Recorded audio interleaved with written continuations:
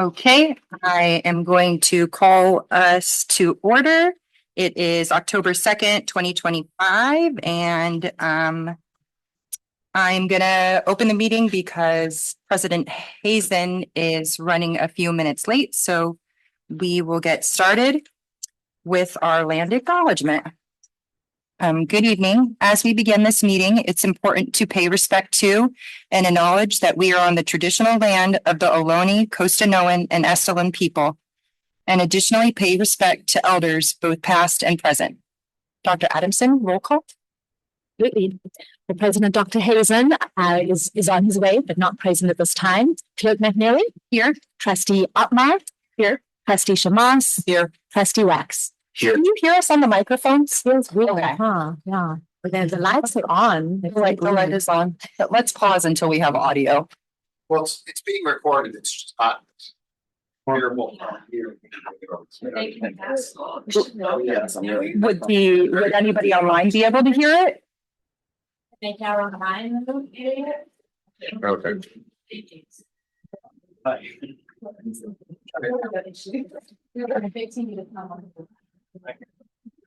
Oh, yeah. Testing. Testing. Maybe I need to just put the microphone closer to myself. Oh, yeah. Okay. Oh, all right. It's too long. Okay. Yeah, let's do roll call again. Dr. Hubbinston, President Dr. Hazen, here. Clerk McNally, Here. Trustee Otmar, Here. Trustee Shamas, Here. and Trustee Wax. Here. Okay, with that, we will move on to the adoption of the agenda, and I will turn it back over to you, President Hazen and Dr. Adamson. Thank you so much. Apologies for being a minute or two late. We now have an opportunity for public comment on the agenda, but I think Dr. Adamson is going to start us off with a few quick changes. There's just a few to make note of. So first of all, we do have a walk-on item, which I propose we add to consent as item T. And this is a request for an out-of-county varsity volleyball tournament. So that is the walk-on item. And then we are pulling two items from the agenda related to the public hearing, which is it's public hearing B and specific to the PGTA Sunshine List. They have just requested they need a little bit more time. And so we'll be bringing that forward to the November meeting. And then related to that public hearing is under action. So item B, that would be the approval of that. So again, that we will pull for tonight and bring back to our November meeting. And then one other minor change as well. So I think item 10. Oh, if I need to, I'll go ahead and add that as well. Then yes, there is to consent item K. We'll notice that there was an error. It stated specifically that this is for the contract with Jose Arzola on page 50.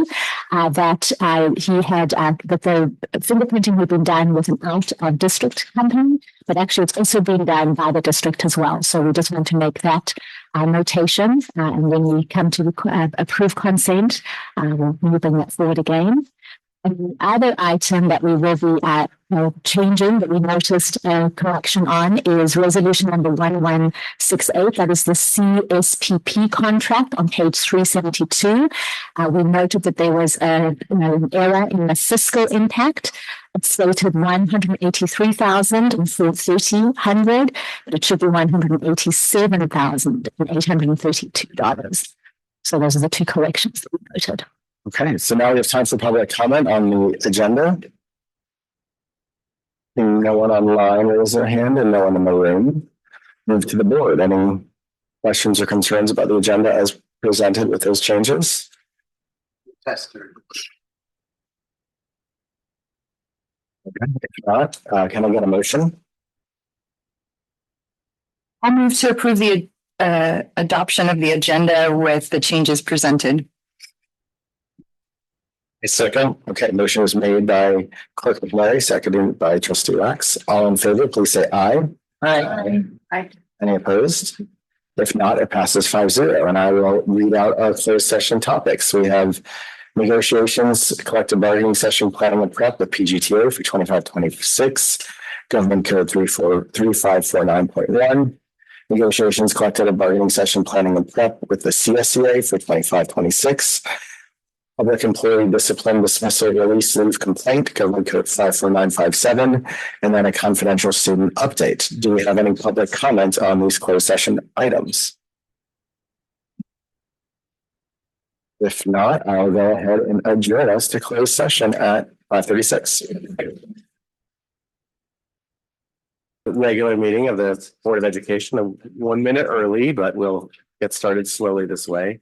And I'll start by reporting out what happened in closed session. We didn't have any items for A or B, but for item C, the public employee discipline dismissal release leave complaint, there were 2 information items received. And for the confidential student update, information was received.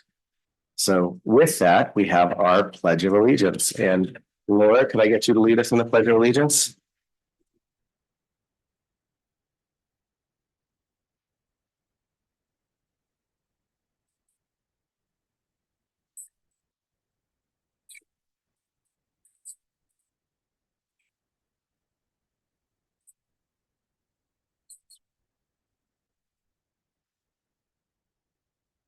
Thank you so much. And we, as we tend to do, we start out with a bit of a presentation.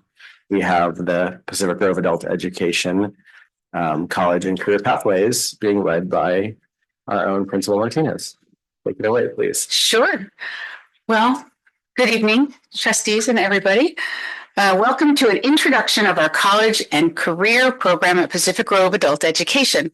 Pacific Grove Adult Education offers workforce preparation programs that help adults build the skills needed to re-enter the workforce, increase wages, learn a trade, or successfully navigate college pathways towards certificates or diplomas.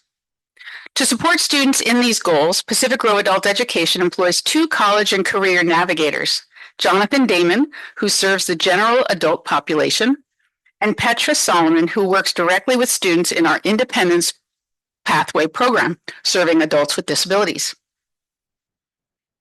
All right.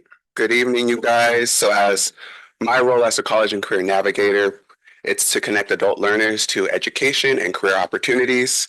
And then obviously this community with our adult ed, the college and career service is pretty new, but it's a state mandate at this time. So we're developing as we go along. So together, me and Petra, our mission is pretty much to provide adults with academic and career success to exceed.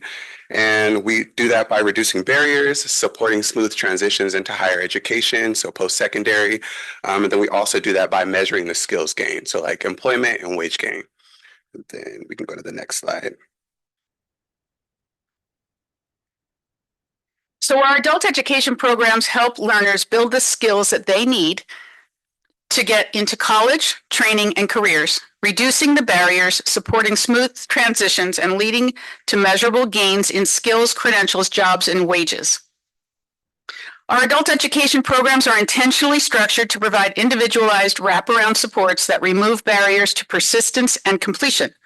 By ensuring the flexibility and accessibility, we allow students to balance the academic advancement with employment and family responsibilities.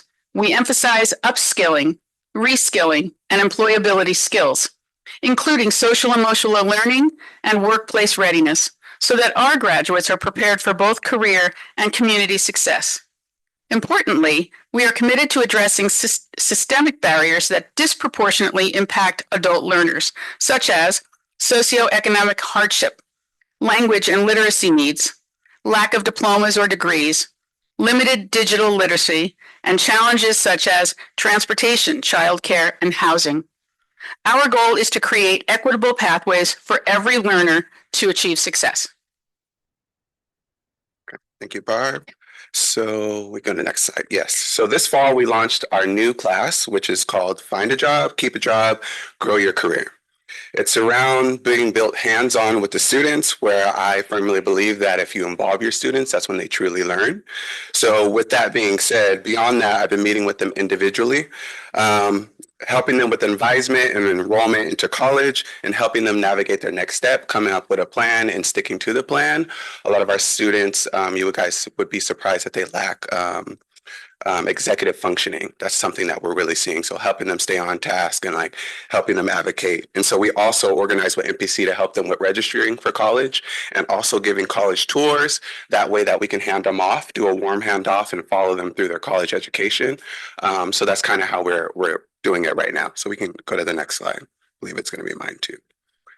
Yep. So our college and career services are growing rapidly. So we are offering resume, interview, job search support. We're offering digital literacy training using North Star, Google Suite, and also Microsoft Office. And then we provide affordable certification program through our online Ed2Go. And then also with that, on Petra's side, when she's in the independence program, she's also helping the students gain real world experience by volunteering at places like the Monterey Bay Aquarium, Meals on Wheels, and M-Earth. And then also with that being said, on the hospitality side with those students, they're earning their safe serve credentials. And they're also launching a student coffee cart, which we had our soft launch a couple weeks ago. And that's super important, helping them with their entrepreneurship skills and their working skills, how to be a good worker. And so we couldn't do that, obviously, without our community partners, with that being the Workforce Development Board, also to the Department of Rehabilitation, who's been a really big help with our students. And yeah, that's how we go. So we can go to the next slide. Yeah. So then to make the case for adult education, so this is a little background, this is a little demographic. I like to call them like profiles of some of the students. This is just 4 of a variety of students that come through our school. And so on that side, we do the tracking of the data. Like I said, I do the advising. So I'm making sure that I'm keeping track of the advising sessions, the enrollments into MPC, and the smooth transitions from us to work or us to MPC. And then the biggest thing for us is hearing back from the students. We want to make sure that our programs are built for the students and around the students individually. And then one of the things that the students had told me recently, that if it wasn't for me, she wouldn't think that these life-changing things would have happened to her. So that really, really warmed my heart. So just dealing with students like Wendy, Nalima, and Laura really makes a difference, and it helps us making sure that we're building success for our students. So yeah. Thank you, Jonathan. Good evening. So Jonathan already kind of highlighted all the partnerships that are really key to helping our students succeed. We really try and cast a wide net and create sort of a really big network of support for them. I won't go into details about all of the partners. I will highlight, as Jonathan started to mention, the Department of Rehabilitation. Jonathan has been doing referrals to them now for several students. Not only do they get official assessment and diagnosis for disabilities, they then are eligible for different benefits, which even have included for some of our students fully paid tuition for job training programs and college, which is incredible. We also, as an adult school, don't have the resources for assessing like learning disabilities. And so, for example, right now we have a student who has her appointment next week. We're hoping she gets diagnosed officially for a learning disability so we can provide accommodations for her. She's in our high school diploma program. So, again, those are our partners, and there are a number of new initiatives we're looking forward to as we continue to develop this program. We're working with the Workforce Development Board, the Monterey County Workforce Development Board, to have our students actually paid for their work experience activities, which will be a new thing. So, for example, IPP, when they work on the coffee cart or even in the community, they potentially can be paid for that time. We're continuing to build our career pathways training for those interested in careers in education and hospitality. We even strive to provide job opportunities for some of our students at our site. For example, we have an ESL student who's now working in our childcare, and we have 2 ESL students teaching language classes for us. Jonathan is developing a new entrepreneurship class, which is his area of expertise. We're very excited about that. Our navigators are also working with partners to plan some career and resource fairs at the adult school with different employers and community partners. And that will be not only for our current students, but open to the community. We're also finding more resources for students who are from other countries who need to have their foreign transcripts translated and evaluated so they can enter employment and college here in the US. It's a huge barrier for a lot of our students. So we're trying to find more resources and support for them. And we're also developing protocols to implement a new adult dual enrollment agreement with MPC so that students enrolled in the academic programs at our adult school can enroll at the college for free.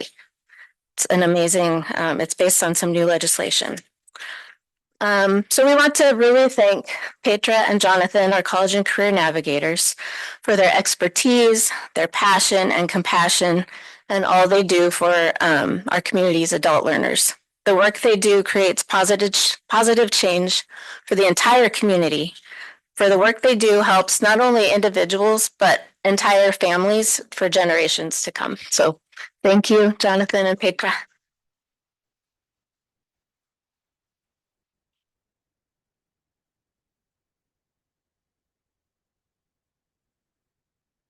Well, thank you for being here this evening and just giving us a snippet into, what the college and career pathways, what opportunities we're providing to our students. I know that when I told Principal Martinez that, we had 5 minutes, maybe 6 for this presentation, she, there was, I could see the stress on her face. I'm amazed at how you were able to capture so much of what you do into, such a succinct and, just brief presentation. I know we could probably schedule the entire agenda for just this topic. But I think, as I was listening to, all of you speak, I think the sentence that stood out to me is what this program is truly about. It's about removing barriers to success and completion. And when I think of that for me just encapsulates exactly, what we're doing really, TK, through the adult lives of the students that we serve. And I see it. I see it. And I've had the privilege of being in your class on a few occasions, Jonathan, and I believe this is your second year with us. Yes, right. And what I continue to hear about what you bring, to the program and the incredible support that you provide for our students. We are just so grateful that you are a part of this program. I love the term college and career navigators. That is beautiful because that is truly what you and Petra are doing. It is my privilege to present to you one of our Culture of We certificates, which truly captures again, you are incorporating and you are bringing to life our 3 core values at our school district, which are belonging, safety, and prosperity. And in everything you're doing, that slide that, you talked about, individual students and the lives that you're changing. And I can speak to that as a, personal, just that whole, we've had that conversation about, just going through the process of having your transcripts evaluated, as an immigrant coming into a new country. I had to go through that, and knowing that there are services you're providing, that is an overwhelming first step that can absolutely be a barrier to immigrants coming to this country. So it just warms my heart knowing that that is something we're providing. It's one simple step that, truly it would be a barrier otherwise. Jonathan, Damon, we are so lucky to have you as part of this program. If you would please accept the certificate on behalf of our board.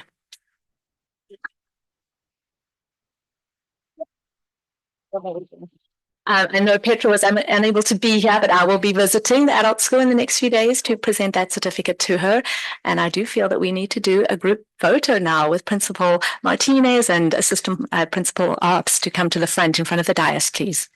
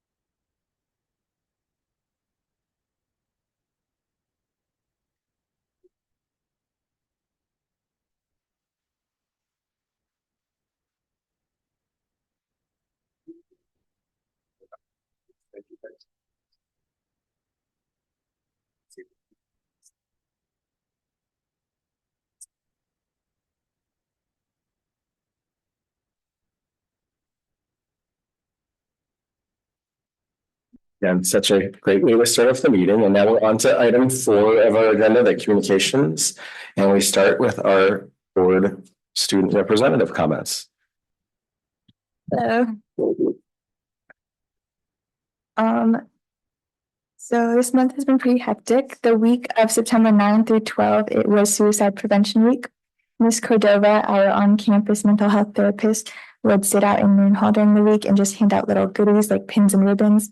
On Friday of that week, it was also a dress-up day, so students would wear teal and purple to show support of suicide prevention. From September 15th through October 15th, it is Hispanic Heritage Month. Something that we've been doing to try and incorporate that is by adding that to our video bulletin. Every other day, a Hispanic country is randomly picked, and the video bulletin will share a fun fact about that country.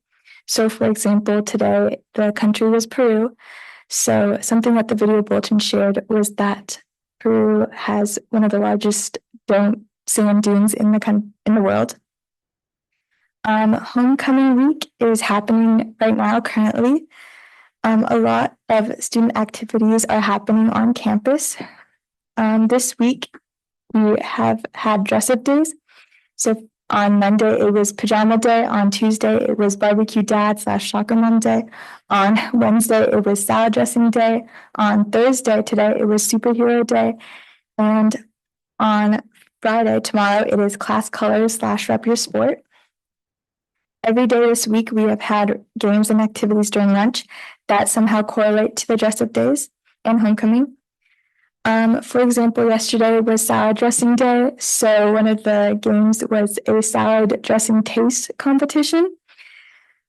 Upcoming events. Tomorrow is our first rally of the year, homecoming and fall sports.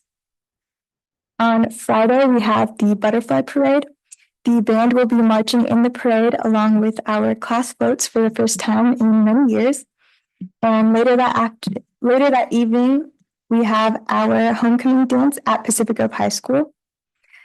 Also, we have a bully prevention coach on campus. Miss Denise Edza from Rainbow Connections is on campus once per week to support positive relationships and to help us promote a safe, respectful school culture. Denise will be sponsoring a club on campus focused on kindness and bully prevention, along with visiting classes to speak about anti-bullying. Thank you. Thank you so much. And now onto the board member comments and written communications. I will go ahead and start again just with the emails since I received most of them at least.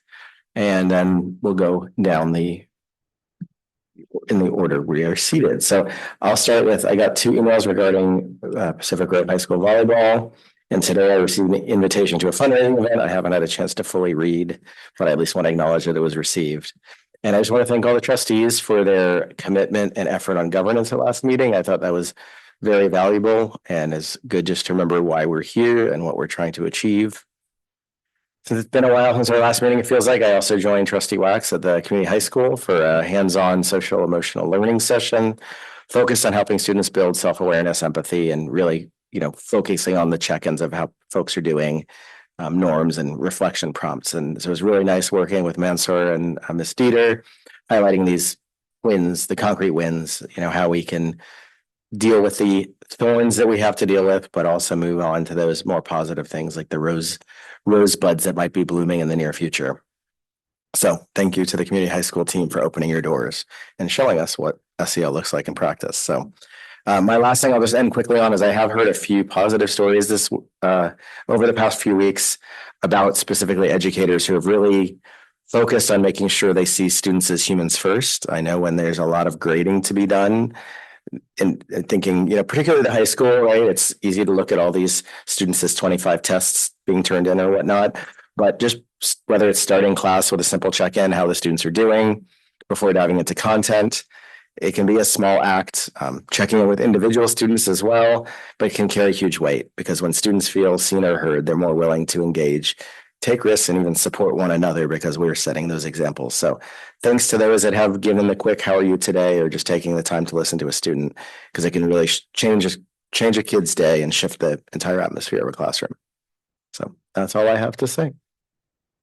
Clerk McHenry, please. Thank you for those comments. I am the representative for this board on our Community Human Services Joint Powers Authority. And just to remind everyone, that organization provides mental health, substance use, and homeless services for individuals in Monterey County and, of course, Pacific Grove. And the agency provides services that we otherwise wouldn't have access to without in our small district or in our small town. Right now, I'm also serving on the transition committee for that organization. The CEO is retiring next year, and she's been with the organization in that role for 30 plus years. So we hired a firm that is going to lead us through the search. But just as we're kind of thinking about potential leaders we may know in the community or someone who might be a good fit, we're going to be putting together a profile for the position. And then when that's available, it would be awesome if even on this board, if we know of individuals, we could circulate it within our, our networks and just find the best fit for the organization. So that's a bit of initial work I'm doing. And I'll try to keep this body updated as we go along. The second little piece is I started watching a documentary on the former Prime Minister of New Zealand, Jacinda Ardern. And she said something in that I felt really resonated with me and is kind of appropriate for the times we're living in right now. And it was that crises make governments and break governments. Continue to display what we are made of: compassion, empathy, and a drive to help others. So just a reminder. And big week this week, HOCO and the Butterfly Parade. So very exciting for Pacific Grove. I hope we're all able to get out and enjoy some of it. Thanks. Well, I really don't have much to add. Elliot, thank you for those words. I think that that's super important to point out, and I appreciate that you did that here. Really nothing for me tonight. I received the same emails, and moving on to you, Beth. I would just like to say on Saturday, I went up to the high school and there's a volleyball tournament put on by the volleyball coach at the middle school. And I don't have his name. I'm so sorry. Brian Denton. Brian Denton. He just did a fabulous job, and everyone who helped. It was such a enthusiastic group. You could tell like there was such a hunger for doing something like that. And it was really just a really good energy with all these different schools coming. And there's probably not enough, tournaments like that for middle school. And so I was really pleased to see it happening at our school. Thank you, Brian. Oh geez, I just whacked myself. I just assaulted myself, so that's my main news. Let's see. In addition to a couple of communications, or the couple of communications that President Hazen said, I got an email about the president's proclamation honoring Charlie Kirk, and also an email about the Monterey County School Boards Association meeting. I'd like to also echo thanks to Mrs. Dieter and Mansour at the community high school for like reawakening my knowledge of rebus puzzles, which was great. But also just interacting with the kids was really awesome, and seeing them and the work that everyone does there is really inspiring. I'd also like to thank Mr. Jorn for the budget subcommittee that I joined. He broke down the coding, and I stayed awake. It was great. No, it was really interesting. And it was great. Yes, excited for the butterfly parade, and that's it. Thanks. Excellent. Thank you so much. Now we move on to items C under communications, our superintendent report. Thank you. Well, good evening, everyone. I decided to, share out my report this evening and structure it around our three core values of belonging, safety, and prosperity. So I'll start with belonging. I continue to be so proud as I, visit our school sites to really see how alive our culture of we and yes, the focus on the sense of belonging is alive and thriving at all of our schools. I was pleased to see the many creative ways that each of our schools celebrated Hispanic Heritage Month this past month, showcasing student art, music, and storytelling in many festive ways. I had the pleasure of visiting art classes at both our middle and Pacific Grove High School last month and appreciated being able to chat with students engaged in clay modeling, stained glass projects, which were amazing, storybook creations, and watercoloring, or sharing how meaningful this work is to them personally and sharing, how that really builds their own personal sense of belonging. Yesterday, my visit to Pacific Grove Middle School included time with our new beginning instrumental music class, and I couldn't believe that there were students there who were playing instruments they had literally picked up 8 weeks ago. Amazing. And then yesterday, I got to meet with all 4 of our student board representatives, Sulu being one of them. Their involvement in this week's Spirit Week and the leadership that they showed in highlighting last month's suicide prevention awareness are simply just inspiring examples, in my opinion, of what happens when our students feel that deep sense of belonging. I'm equally proud of the many, I'm sorry, hold on. Oh, I think I've switched my things. Okay, and so I think my next second area of focus is definitely is safety. And here I'm equally proud of the many strong partnerships that we continue to nurture and build because I do believe that they help us ensure safe and secure and supportive school environments. Our site leaders are continuing drug awareness assemblies for students and families with Dr. Grover and hosting safety chats for families with Chief Day. They all focus on the safe use of e-bikes, but also safe routes to school. That's definitely been a hot topic. I encourage all families to please try and attend these events. I've made it a priority to be present at each of them. And really, the purpose of that is for us to be able to hear directly from our family members, because it's a reminder that all of those perspectives we hear influence our district level decisions. On the topic of e-bikes, I'm also proud to say that we're partnering with TAMC, which is the transportation agency for Monterey County, to bring e-bike safety assemblies to every school. Our district-wide safety committee occurred this past Monday. It was well attended, and I was encouraged by just the open dialogue that ensued as a result of that.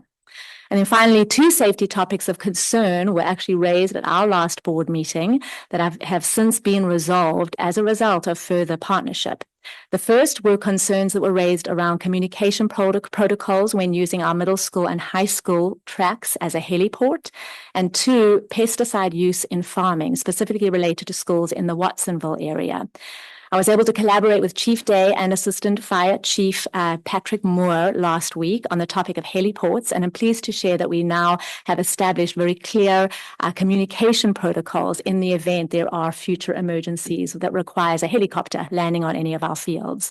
And then last week, I also got to meet with County Superintendent Gus and the Monterey County Agricultural Commissioner, and was reassured to learn that all about the extensive safeguards and accountability that is in place, and all related to farming and the use of pesticides, specifically within the close proximity to schools. At this time, I have confirmation that neither the Pajaro Valley School Board nor the Santa Cruz Superintendent are seeking action or support on this topic. But again, I learned so much in that, and it's an important topic that we're seeing a lot in the news currently. So, we'll continue to watch that closely. Again, I feel all these are examples and testament to our ongoing collaborative partnerships. And then finally, on our core value of prosperity, I'm pleased to share that preliminary results from last year's state assessments are in preliminary, and they are positive. Our students continue to perform well in English language arts, with almost 72% of all students meeting or exceeding the standards. We saw an increase of more than 2% in math and 7% in science. And then scores show continued growth in English language proficiency for our English learner students, showing a significant 11% increase from last year. So a lot to celebrate, but we'll definitely have a deeper analysis of that data, which Dr. Hadquist will be presenting at our next board meeting. So just in closing, I want to thank all of you, our students, our staff, our families, community partners, for helping us keep belonging, safety, and prosperity at the forefront of all the decisions and the work that we do.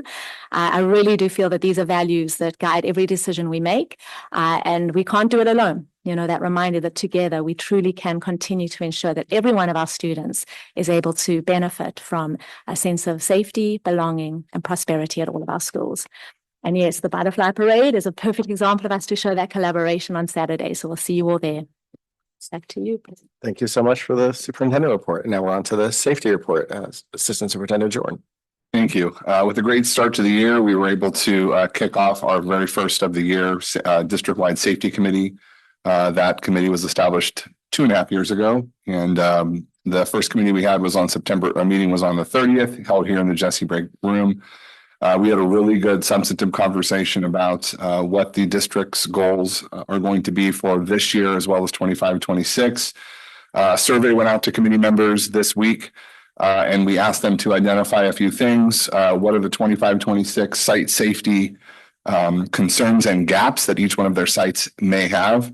We did talk a bit about it at the committee, but we want to tap into that survey, as well as what are the strengths? What has PGUSD been doing well? So that's something that helps us grow as well, knowing where our strengths are, as well as developing the 26-27 fiscal goals for resource allocation.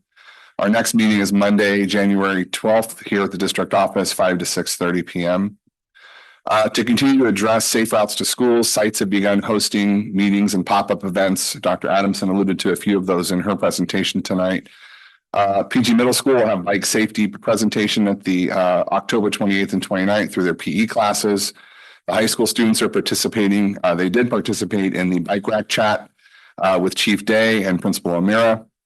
The purpose was to engage in safety conversation with students regarding safe operational practices of bicycles and scooters.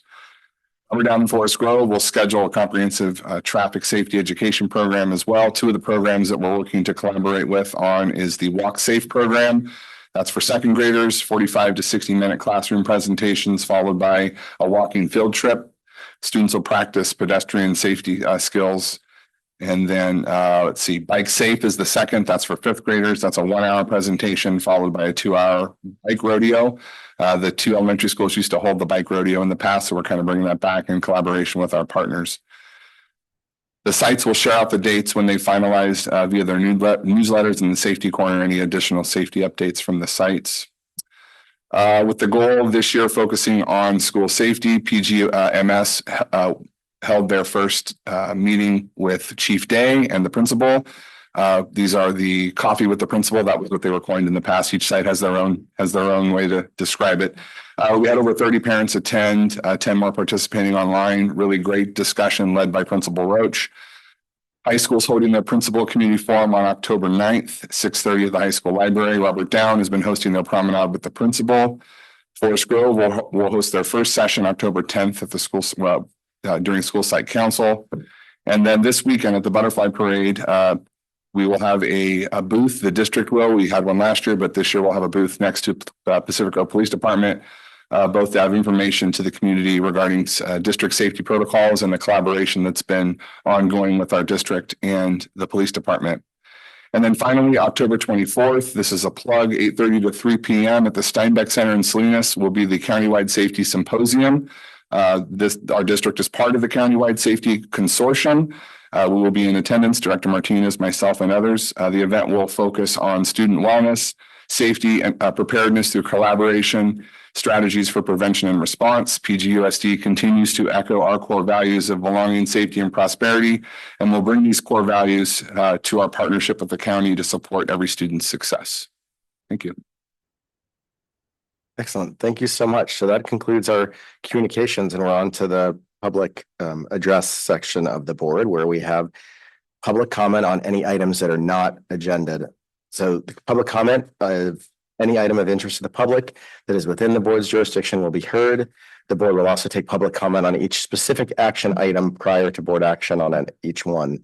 So any individual wishing to comment on a specific item, we ask to please hold off until that item comes up. The board will allow a reasonable amount of time for public comment on each agenda item, not to exceed 3 minutes per speaker and no more than 20 minutes per agenda item as a whole. Speakers will be called sequentially online and in the room until there is no speaker coming forward on the agenda item or the amount of time allocated has elapsed, whichever comes first. This meeting is a meeting of the Board of Education, so it's conducted in public. Please note that the Brown Act limits the board's ability to respond to public comment but the board may choose to direct items to the administration.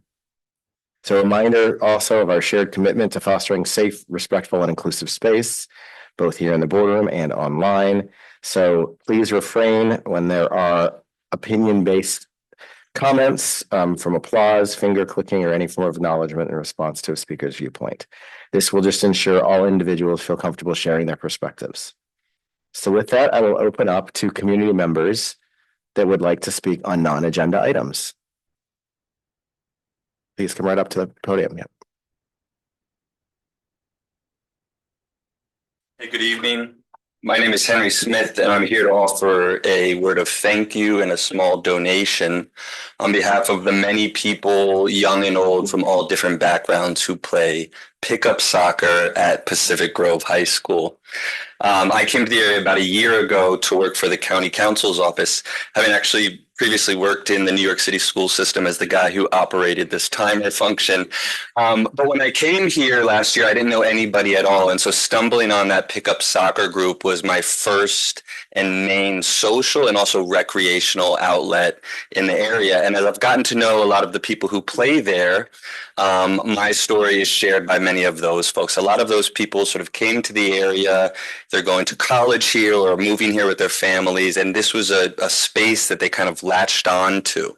And we just want to say thank you so much for having us, for allowing us to be part of the community. We really think that you guys are meeting your mission as public institution administrators and opening up your part of sort of Pacific Grove High School to us as community members. And so we passed around the donation jar. This people just reaching into their pocket and giving what they could. So we landed on a nice round number of $1,072. But again, this is coming from the people from really diverse backgrounds, some people who grew up here, some people like me who are new here to the area. And we're all just so thankful that you leave that space open, that you make the restrooms available. Those small invitations and accessibilities for us make all the difference. And again, we just really think you're rising to the occasion as public school administrators when you keep your facilities open for folks like us. So just wanted to say thank you and hand this off to whoever is best positioned to receive it. We have hands up in the back that would like some of that money for donuts tomorrow, I say. Thank you so much. I really appreciate it. Side note, I would not be on this board if it weren't for that soccer group, because my previous person in this seat was John Path, one of our previous board members who got me here. So appreciate that call, that shout out, Henry. Any other community members here or online?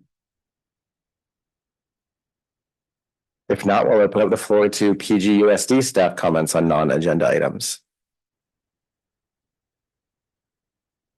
We'll all rush to the front. So then we will now move on to section 6, the consent agenda.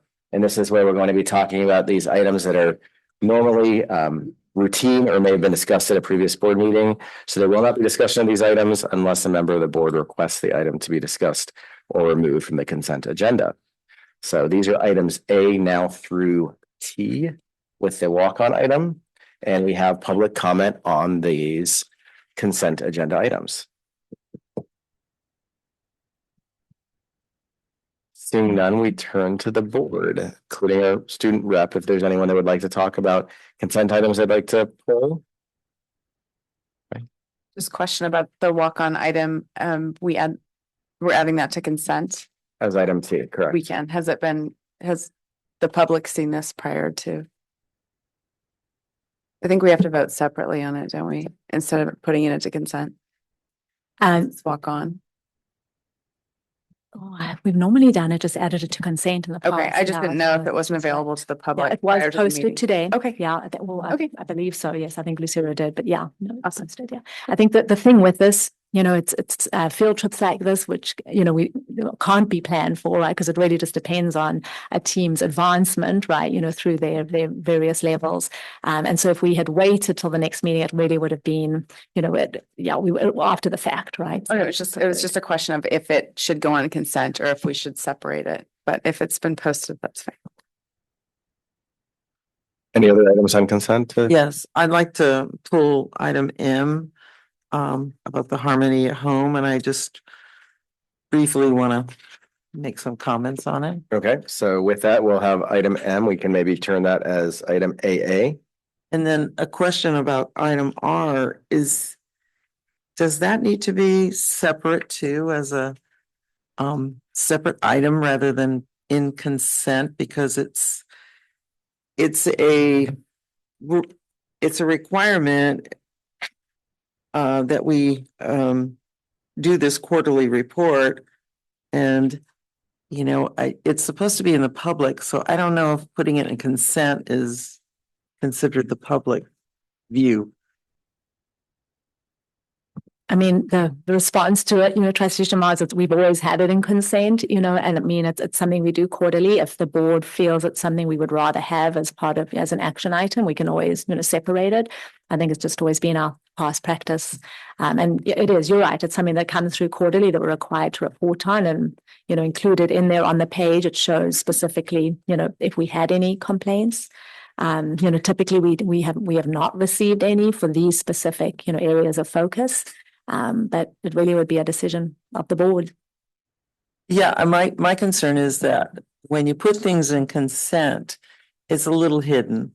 And so if it's a required public report, my feeling is that it should be separate. It's not going to take long because there's no complaints being forwarded. Right, so let me ask, would you like to pull it? Because at this point, or because I mean, I get your point on consent, but I do, this is part of the agenda setting meeting where we do usually, I'll be honest, I do try to put as much on consent as possible, recognizing anything can be pulled, because I like to. Oh, I know.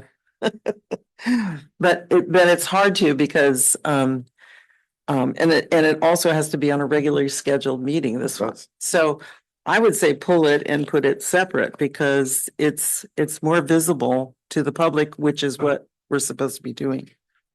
So you would like to pull items, I guess that was. M and R. Okay, so we'll have those as AA and AB. Can we do that right before the public hearings? Is that okay? Yes, Okay. perfect. Any other items from consent? If not, can I get a motion on consent with M and R removed? Also move. Second that. So the motion was made by trustee Akbar and seconded by myself, and we'll go to student representative for your vote. Yay or nay? Yay. Okay, and now to the board, all in favor, please say aye. Aye. All opposed? If not, that passes 5-0 with student trustee support.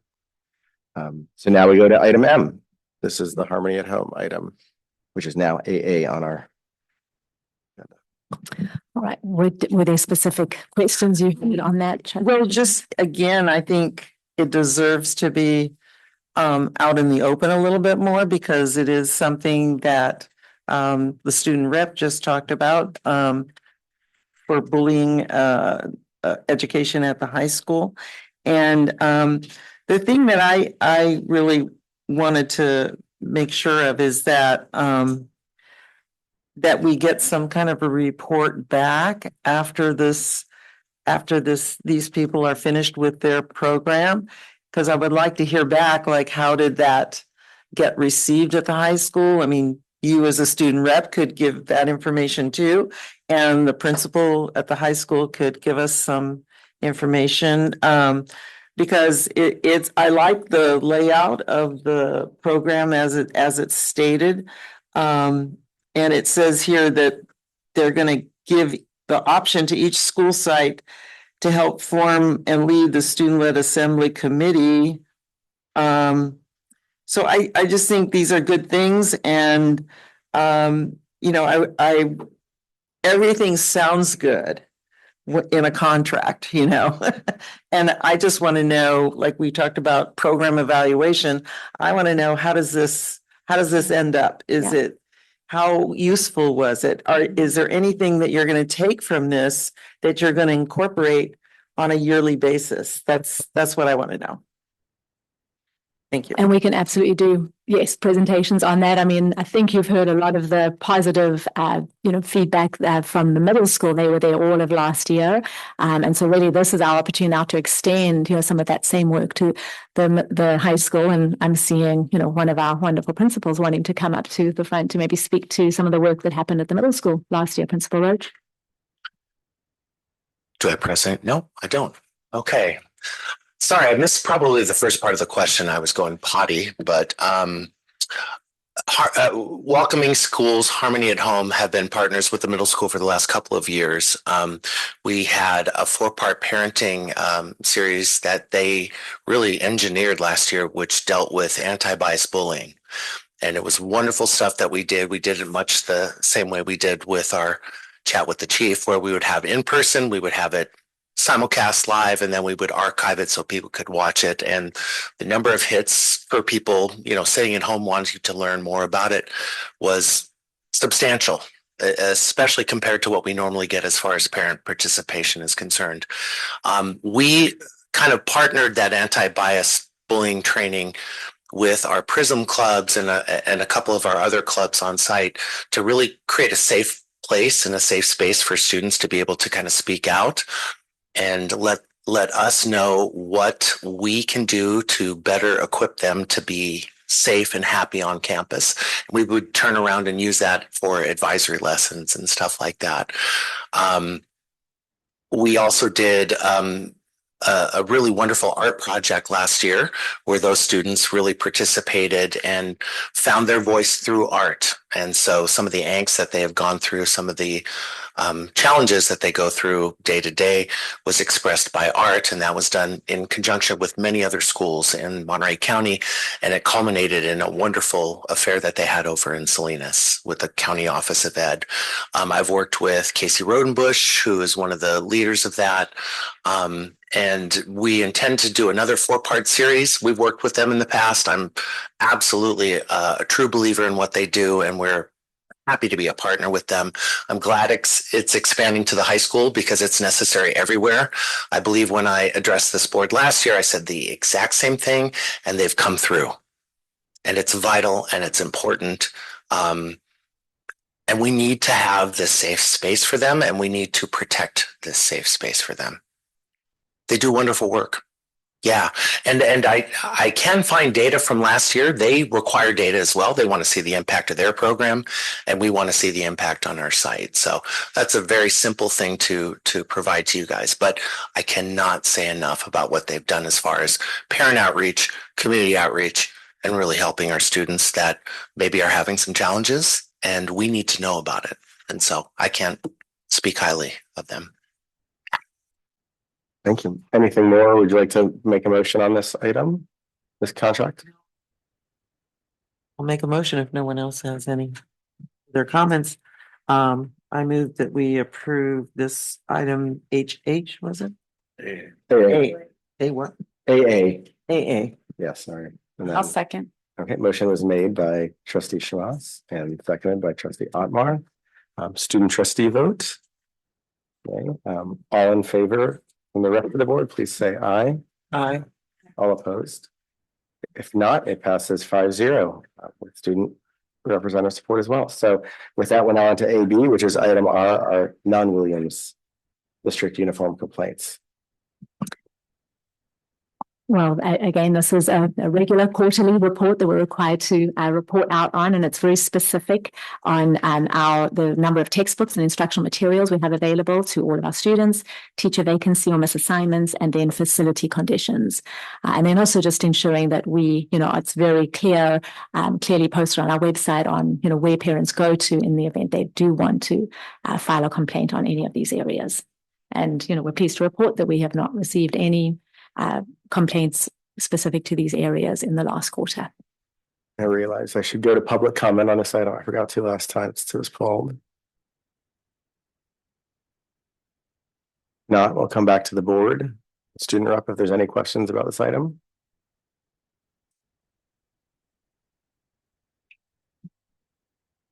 And if no questions, then we just need a motion. I would like to move on item AB, which formerly item R. Second then. Are you Okay. moving it? I'll go ahead and make a motion and then seconded by Second. trustee Okay. Shaw. So the motion was made by myself and then student trustee. All the rest of the board in favor, please say aye. Aye. All opposed? If not, it passes 5-0. So now we're on to our public hearing section of the agenda. And again, just on the note here, we're starting with item A, but we will be skipping, I think it is item B, correct? Correct. We pulled item B. Yes. So with that, I think this is our Chief of HR, Mr. Rodeman. Yes, and I will go ahead and open the public hearing at 7:18 p.m. Good evening, President Hazen and members of the board. We appreciate you holding this public hearing. This is the time of the year where the district sunshines items that it would like to negotiate with the Pacific Grove Teachers Association. And so what you have before you here for public discussion is a list of items that the district would like to open for negotiation in the 25-26 year. You'll see that the items that we're looking to open are Article 2 wages, Article 3 unit member benefits, Article 5 leaves, Article 8 hours of employment, Exhibit 44 the stipend list, and Exhibit 4 the salary schedule. If there are any questions, I'm happy to answer them either from the board or from the public. With that, we'll go out. Since it's a public hearing, there's an opportunity for anyone to speak up on this item. Not, or from the board, not seeing any. We can go ahead and close this hearing at 7:19 p.m., 1 minute later. It will come up again as our action discussion items. So with that, when I move on to item C, which is public hearing 3, PGUSD, initial proposal to the CSEA. So again, Chief Rodeman. Once again, this is the time of the year where we also sunshine list our items to open with the CSEA Unit 226, the Pacific Grove chapter. There are 3 items that the district would like to open for negotiation for 2025-26, and those items are Article 2 wages, Article 3 benefits, and Article 7 holidays. Those are the 3 items that we'd like to discuss with our CSEA unit, and we look forward to the negotiations process with them as well. In the hearing at 7:20 p.m. If there's anyone in the public to comment on these sunshine items presented by the district. Seeing none and looking at the board as well, reminder we'll have an action coming up. I'll go ahead and close this public hearing at 7:21. And now we move to action discussion on item A, the approval of public hearing 1. So we'll look, I don't think there's anything more to present at this point, Chief Rodeman, but we'll look back to the public if there's any concern with the board considering or approving this. If not, we'll go to the board for the discussion on these sunshine items. Not seeing any. We will then go ahead and just need a motion to approve the sunshine list on behalf of the district for PGTA. Anyone like to make a motion? Also move. Okay, motion made by trustee McNary. Can I get a second? Seconded. Seconded by trustee Wax and student trustee. Yay. Okay, all in favor, the rest of the board, please say aye. Aye. All opposed? Passes 5-0. So now we will skip again action discussion B and move on to public hearing 3. The approval of the sunshine list from the district to CSEA. So any public comment on that approval process? Not seeing any. I'm looking to the board again. No one's grabbing at the mics. So I will go ahead and make a motion to approve this sunshine list. I'll second. Seconded by Clerk McNary. Student trustee vote. Yay. Okay, all the rest of the board in favor, please say aye. Aye. All opposed? If not, it passes 5-0. So now we have resolution number 1169 proclaiming October 12th to 18th, 2025 week of the school administrator. Dr. Adamson will be presenting this Yes, item. absolutely. Well, it's my pleasure to be bringing this resolution forward for the board's consideration. The Week of the School Administrator provides an important opportunity to recognize not only the dedication, but also the leadership of our school and district administrators who work tirelessly every day to create conditions for our students' success. Whether it's principals or assistant principals guiding teaching and learning at our school sites, or district leaders supporting curriculum assessment and operations. Each of these professionals plays a vital role in ensuring that every one of our students has access to a safe, a supportive, and a highly educational quality experience. By adopting this resolution, we honor the hard work, expertise, and commitment of each of our administrators whose leadership strengthens our schools and enriches the lives of students and our families across PGUSD. And it would be my honor to ask you, President Hazen, to read the resolution for us. I would be happy to. So this is resolution number 1169. Whereas the Pacific Grove Unified School District recognizes the invaluable leadership and dedication of its school administrators. And whereas the Pacific Grove Unified School District serves over 1,700 students in grades K through 12, in addition to its adult education students.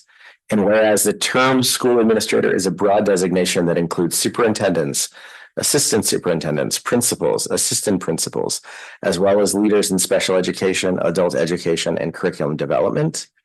And whereas these committed professionals are responsible for the complex task of managing school operations, ensuring student and staff safety, fostering positive learning environments, and serving as the vital connection between teachers, students, parents, and the community.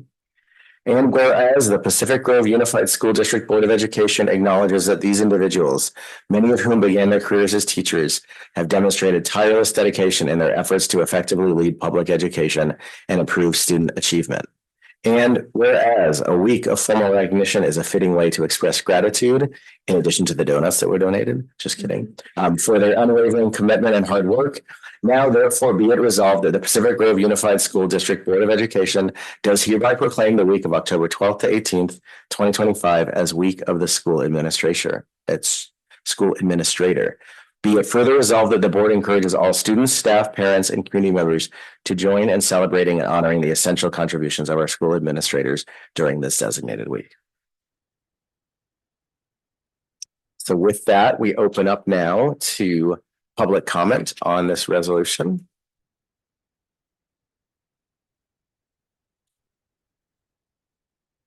None in the room or online, so I'll go to the board if anyone would like to say anything. Trustee Wax, please. Yes, as many of you are administrators, I just like to take a moment and thank y'all. This is an industry that is that requires basically beyond the 9 to 5 from the teachers, from the staff, from everyone. And so I appreciate everyone's dedication to your profession and being so great at it. So thanks. I'll just echo that and say, I mean, you serve often as the front lines of dealing with some of the issues that many other folks do not want to have to deal with, and also get to do some of the fun things that, you know, at student events and such too. So again, thank you for all that you do to the district, and no amount of donuts would be enough. With that, could I get a motion on this resolution? Also move. Motion was made by trustee Otmar. Could I get a second? I'll second. And seconded by trustee Schmaus. Student trustee vote. Okay. Yeah. And all of the rest of the board in favor, please say aye. Aye. Any opposed? Not. That resolution passes 5-0. And now we're on to resolution number 1170. Trustee, Dr. Adamson. Yes. Well, National Native American Heritage Month provides an important opportunity to honor the rich histories, diverse cultures, and enduring contributions of Indigenous peoples. For us here at PGUSD, this observance aligns closely with our culture of we and our core values of belonging by affirming that every student, every family, and every staff member's heritage and story is valued and respected. Recognizing this month encourages us to deepen our understanding of the experiences of Native communities, both past and present, and to ensure our classrooms and school cultures reflect an inclusive narrative that honors all voices.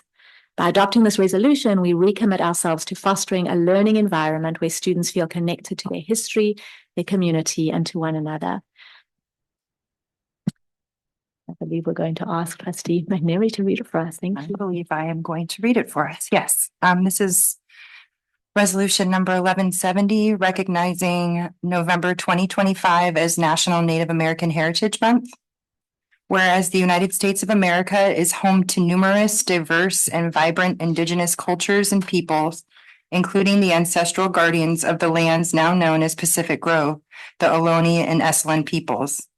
And whereas the histories, traditions, contributions, and profound resilience of Native American peoples are integral to the identity and heritage of our nation, our state, and our local community. And whereas a deeper understanding of Native American history, cultures, and contemporary issues is essential for students to develop a comprehensive and accurate view of the world, challenging historical inaccuracies and stereotypes. And whereas, according to district data, 3.43% of our students are identified as either part or complete Native American, making their histories and cultures a vital and cherished part of our school community's identity. And whereas in 1990, the United States officially designated the month of November as National Native American Heritage Month to provide a dedicated time for all Americans to honor and celebrate the rich legacy of American Indians and Alaska Natives. And whereas the Pacific Grove Unified School District is committed to fostering an inclusive educational environment that honors the diversity of its students, families, and community by providing culturally relevant and accurate educational resources. Now, therefore, be it resolved that the Board of Education of the Pacific Grove Unified School District hereby declares the month of November 2025 as National Native American Heritage Month in the Pacific Grove Unified School District. Be it further resolved that the district encourages and supports all schools and departments in observing this month through educational programs, activities, and curriculum that highlight the invaluable contributions, history, and enduring presence of Native American peoples. Be it further resolved that the district shall continue its commitment to integrating accurate, respectful, and comprehensive lessons on Native American history and culture throughout the school year, fostering a greater understanding and appreciation of Indigenous perspectives. Thank you so much for reading. And we now, as with everything else, go to public comment first to see if there's any questions, concerns, or just a comment to be made here. If not, I'll bring it back to the board looking for comment. Trustee Schmoss. I'd just like to say that even though that looks like a small percentage of our students, that if we probably enlarged the DNA representative, we'd get a lot more that of people that are mixed race, and so it's appropriate, and it's very representative of this area. I think. I mean, I'm thinking of one particular friend of mine who graduated from PG High, and he was half Esselen, half Scottish, and just how proud he was of his Esselen background, and that's just such a cool thing that he felt so connected to this land, So I like that we're doing that, and we can all feel part of that. Thank you for those comments. If not, I will look for a motion on this item, on this resolution. I'll make the motion. I'll go ahead and second that. So made by Clerk McNary, seconded by myself. Student trustee vote. Okay. All of the rest of the board in favor, please say aye. Aye. All opposed? Not, it passes 5-0. So we're on to resolution 1167. This is item J for those following along at home. The facilities master plan certification to Office of Public School Construction. Am I off? I skipped a whole page. I really want to get done with it quickly. Sorry about that. We're on budget revision 1, the first of many of Assistant Superintendent Joran. So thank you for that. I will be brief with the upcoming resolutions. This budget revision 1 does require presentation, as this is this will become the new adopted budget if the board votes for that tonight.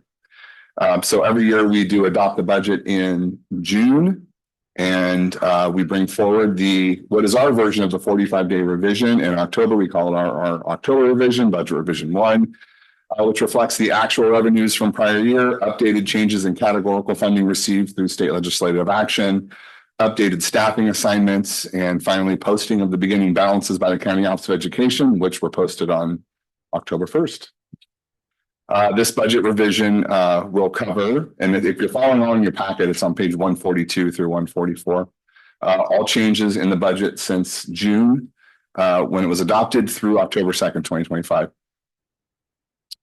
Budget revision 1 will reflect the following conditions. Property tax actuals have exceeded the projections for fiscal year 24-25. Unaudited actual ending balances have been posted, as I mentioned, on October 1st. Staffing position control changes, payroll encumbrances, and clearing of any carry forward vacancies have been reported and reconciled. Slide 4. The 25-26 adopted budget estimated that our beginning balance, as you can see on the left-hand side there, for Fundo 1 combined, that's our restricted and unrestricted. Fundo 1 had us at $5,328,337.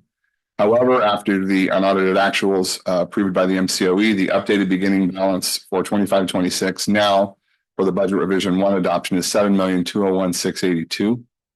That represents an increase of over $1.8 million in carryover funds from 24-25 fiscal year.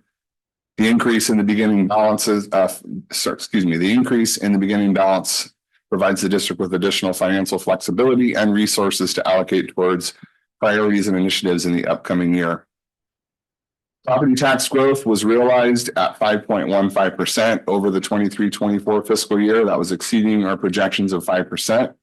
The net revenue increase from 24-25 actuals was $920,000, driven primarily by prior year and delinquent tax receipts. And again, it's a time to mention that there's no way to pinpoint what our prior year and delinquent tax receipts may be. We've consistently received prior year delinquent and prior year tax receipts, but it's fluctuated in the hundreds of thousands. So we don't normally budget for that in our June adopted budget. It is now reflective in our budget revision 1 tonight. Local revenues outperformed as well. Other state and local revenues were projected lower at the adopted budget and understated, and now we are realigning those. Next slide. The 2025-26 adopted budget projected a combined unrestricted and restricted expenditures of just under $49 million. However, the 25-26 budget revision 1 now projects those combined expenditures to increase to just over $51 million.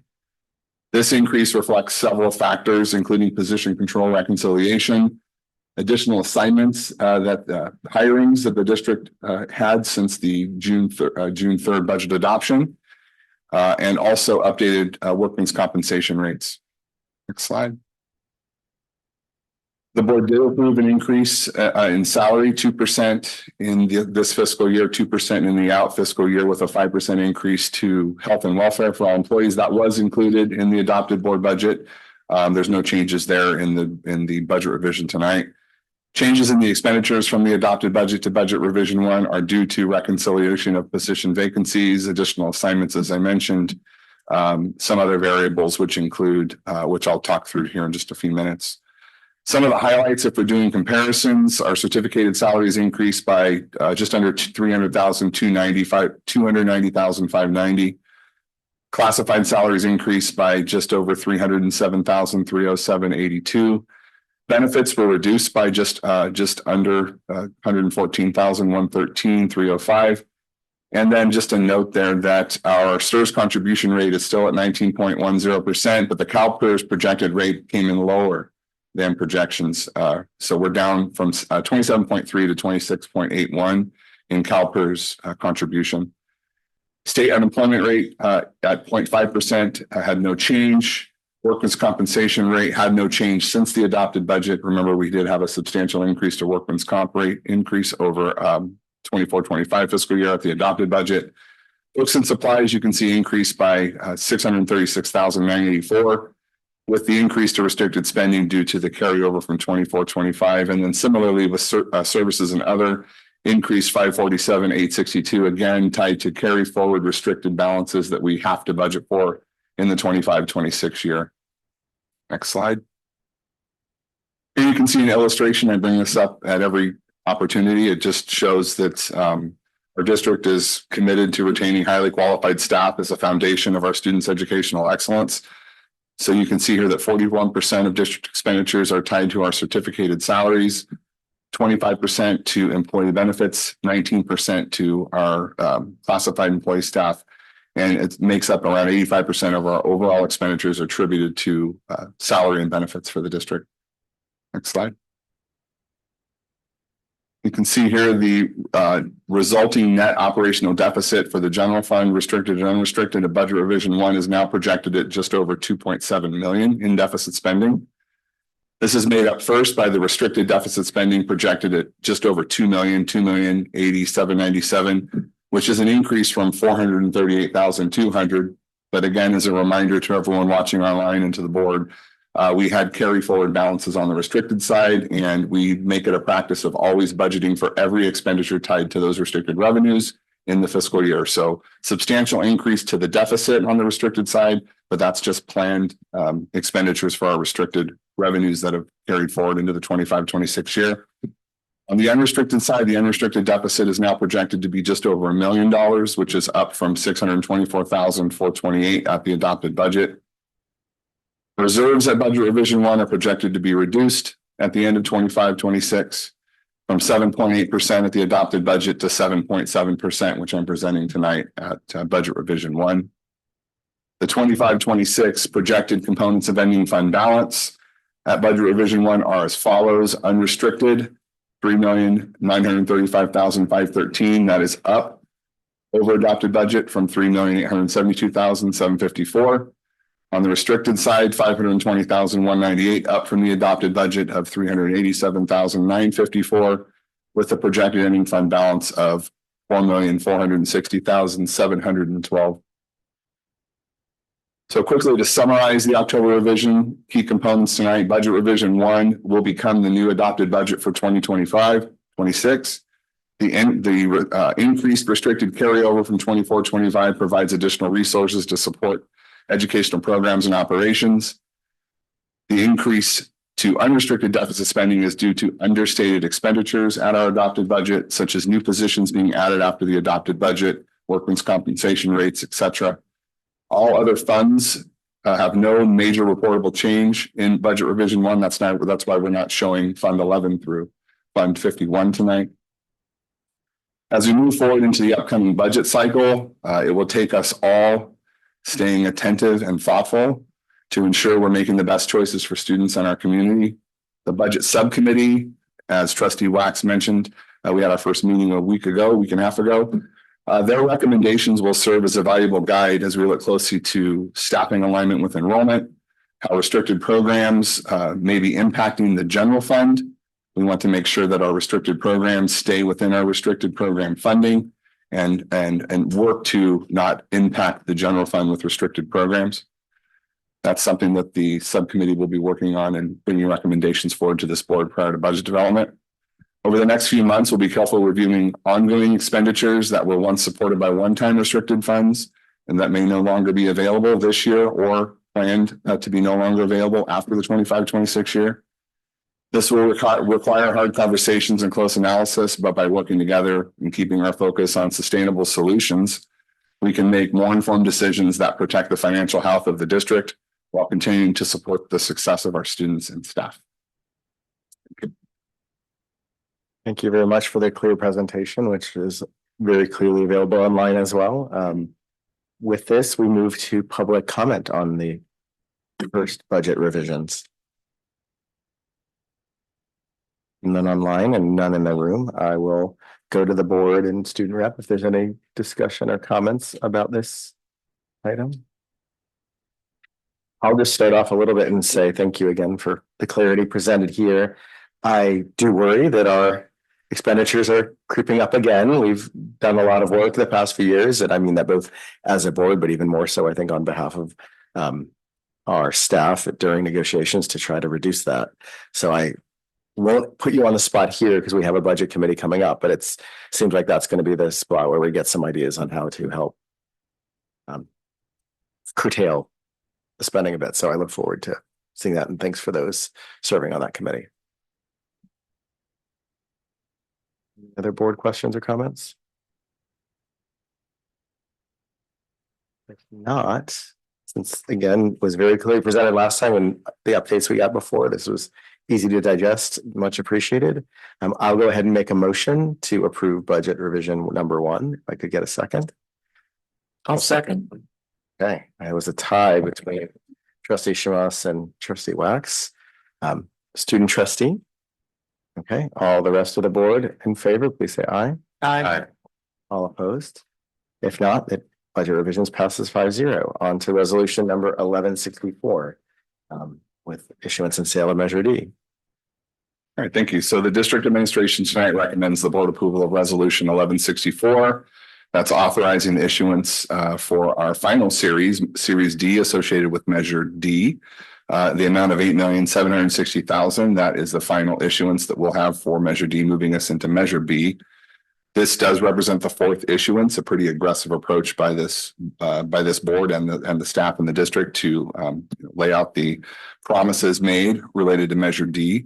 The bonds will be sold as current interest bonds through negotiated sale with Baird, providing flexible structure and timing. The resolution also approves the financing documents related to this authorization, which will be disseminated through Dale Scott and Associates as our fiscal advisor for bond.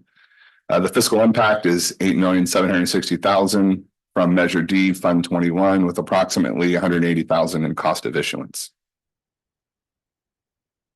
Great. With that, we open up again to public comment on Measure D. Being none, coming back to the board, any questions or concerns? We've seen a number of these sales recently, but I see trustee Wax, please. Can you explain why don't we issue, or why doesn't an organization issue all the bonds at once? Sure, good question. So first of all, with Measure D, the voters passed this to be 4 equal releases. So first and foremost, we're kind of adherent to the structure of the financing. It is a great question, though, because you have cost of issuance related to each series. I would say the other main component as to why we don't release all of them at once, outside of the fact that we told the voters we do it in 4 series, is that from the moment you issue the series release, you have 3 years to utilize all of that revenue. So oftentimes it would be difficult to program for, let's just say, a $30 million bond if we were to do a single release in 3 years, or you would incur penalties. So I'd say those are kind of the two reasons why. Not to put you on the spot also, but what do you know what the penalties are? There is a fiscal penalty. I don't know what it is off the top of my head. I actually brought this up to Dale Scott and Associates when we brought forward Measure D Series C last year. And I was advised against bringing both C and D to the board because it really did violate what the promise was to the voters. But I never did receive an actual response to what those penalties might be.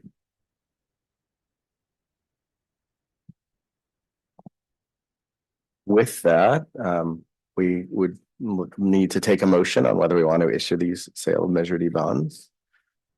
Okay, so I see a motion then being made by trustee Shamas. Yes, I move that we approve this resolution number 1164, the issuance and sale of Measure D, election of 2020 Series D general election bonds, general obligation bonds.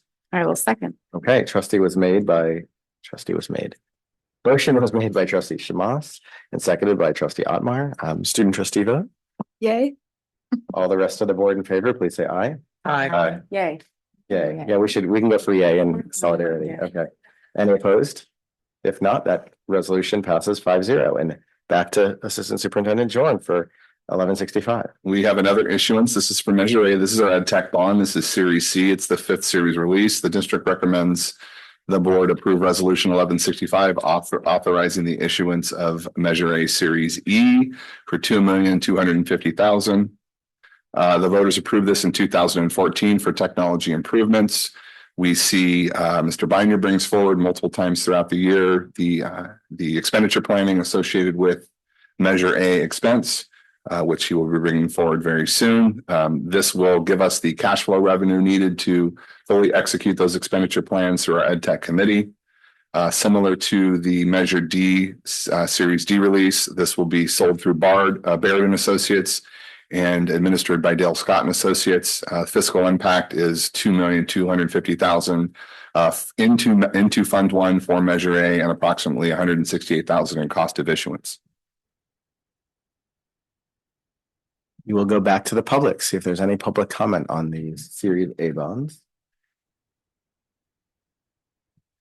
If not, we will go to the board. Just a quick question, and I think is this going to be our last series for this? No, okay. Great. That's good to know. More tech funds coming. Any other questions from the board? Does this one also have to be in equal parts? Yeah, so this was also sold to the voters as equal parts. I will say this, I was going to mention after Trustee Dr. Hazen, or sorry, President Dr. Hazen just mentioned this. We are, I would say, underperforming on the revenue side here. That's a good thing. We have released less than anticipated at this point in time the amount of bonds associated with Measure A. So we are kind of utilizing those funds a little bit longer than we had anticipated, which is really a good thing. Cost of issuance wise costs us less money, less on the taxpayer side as well. Which is another reason why it's nice to release them in parts, yeah, because you have that ability to say, we're doing ahead of schedule, yeah. Okay. If there's no other questions, I will go ahead and make a motion to release Series E of Measure A general obligation bonds as presented. Could I get a second? I'll second. Okay, I think Trustee Wax won that race. I'll give Beth the first one. So Trustee student vote. Okay, all in favor on the rest of the board, please say yay. Yay. Any opposed? If not, this passes 5-0. Okay, now we're on to resolution 1166. State Allocations Board Beyond Bonding Authority. Again, Assistant Superintendent Jordan. Thank you, President Dr. Hazen. So tonight before you is the staff recommending the approval of this resolution, which essentially tells the State Allocation Board that we recognize that when we submit a funding application to the state, it may be beyond bonding authority. So this is something that this district has not done in the past. We've not subscribed to the SB 50 program, which is the matching funds program associated with school facilities.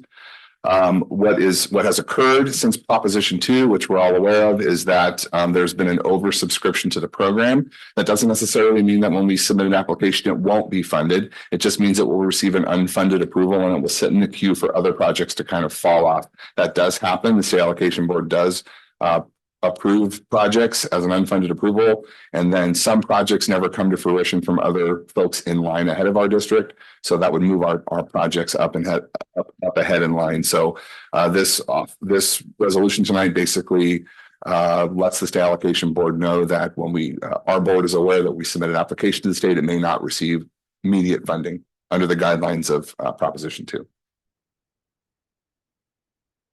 We will go back out to public comment on this resolution number 1167.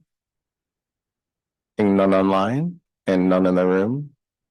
We'll go back to the board if there's any questions about this facility program. I'll ask one just quick one. Do we have I know there's a waiting list, right, for this. Do we have an idea of what that waiting list is looking like now? And I know it also requires more money to come in as well. Right. So Proposition 2 is oversubscribed. As soon as we have a project, we'll submit the application. All of the projects that the board approved on the quick start list for 25-26, all of them that qualify under modernization will be applied to the state for matching funds. And then the State Allocation Board does produce a list at every board meeting of the Beyond Bonding Authority project. And the rationale for that is because they're looking for potentially another mechanism to fund that, either through a parcel tax that's being discussed. Yes, I know. They're looking at many other methods aside from what they've done in the past, and there's some new language around that's circulating through the legislature. But I can bring back to the board the Beyond Bonding Authority totals and share that with the board as we progress through. That'd be great. Thank you. Any other board comment? If not, could I get a motion on resolution 1166? I so move to approve the resolution number 1166. Okay, motion made by trustee Wax. Could I get a second? Second. Seconded by trustee Shamas. Student representative vote? Yay. Rest of the board, all in favor, please say yay. Yay. That passes 5-0, and we're on to 1167. Two more resolutions to go. All right, this is the Office of Public School Construction certification of a 5-year facilities master plan. This board did approve the district's 5-year facilities master plan back in June. By adopting this resolution, the board's affirming its commitment to meet the requirement authorized prior to any submission for any project that the master plan has been approved, and that it must be submitted within 90 days of an application for funding. And failure to do so could result in loss of project funding. So with that, I bring forward for your approval 1167. Go back out to public comment. Anyone online or in the room that would like to comment on 1167? Now I'll bring it back to the board. If anyone has a comment, I'll just say, as I tend to do with these, that even though we're approving this, the facilities master plan is a living document, so there will be further opportunity, particularly part of our facility subcommittee, to grow, change, modify, envision greatness for this FMP. Okay, everyone's nodding, so that's good. Trustee Schwass. Just a question. So by passing this, does this obligate us to do, once we reach that 5-year point, to do another update? That's correct. Okay. To maintain the funding. Yes, to be a part of the Proposition 2 SB 50 program, we have to have a current 5-year master plan approved by the board. So you'll have to readdress it at that 5-year point. Okay, if there's no other comments on this, would anyone like to make a motion? Looking at you, Laura. I'll make the motion to approve resolution number 1167, facilities master plan certification to Office of Public School Construction. I will second. Motion made by Clerk McNary, seconded by trustee Odmar. Student trustee vote. All the rest of the board in favor, please say yay. Yay. That passes 5-0, and we are on to our last resolution, but we have a new presenter, so thank you, principals. 1168, the CSPP contract. Thank you. In keeping with the spirit of we, Abby and I are co-facilitating this item tonight. We are, as we pass the baton from David Avenue over to Forest Grove, we are going to make sure that the transition is smooth, and that we'll work together this year to make sure that state preschool is the best it's ever been. So for tonight, we just want to really just review that the state preschool program has long since served income eligible 3- and 4-year-olds in our district. Approval of this resolution ensures PGUSD remains aligned with the California Universal Pre-K Initiative, which expands access to high-quality early learning for all children prior to kindergarten. The program complements TK, providing families with equitable options that support child development and school readiness. The fiscal impact: the district will receive $187,832 in state funding to fund 12 to support the program. So the recommendation is to approve resolution 1168 to continue PGUSD's participation in the state preschool program. So we'll open up to public comment. Of course. None online, none in the room. So this allows us to have preschool moving forward. Anyone in the board have questions, concerns, thoughts? Yes, trustee Shamas. Just a question on like the history of the supervision of the state preschool. How long has the adult school been the supervising principal? I've been supervising state preschool for at least, since Linda Williams. Yeah, so that's what I was thinking. So when it moved From Robert Down? From Robert Down. Yeah, so it was at Robert Down and then it came to David Avenue. Thank you. Very grateful for your expertise. Yeah, right. Also having the knowledge. I have a question. Yes. please. Is there what is the capacity for the program? I know it's income eligible, but it's such a important program. I'm just wondering, like, do we have the ability to grow or where are we at? We're at 24 total. I mean, that's the capacity that it could be. How many students do we have in the program? If we know, and I don't mean to, well, I'm putting you on the spot. It's just say people. We have 18 with 2 potentially joining us. Okay, thank you. Trustee Wax, just thank you for all your work, both before and now. So, great job. Great transition.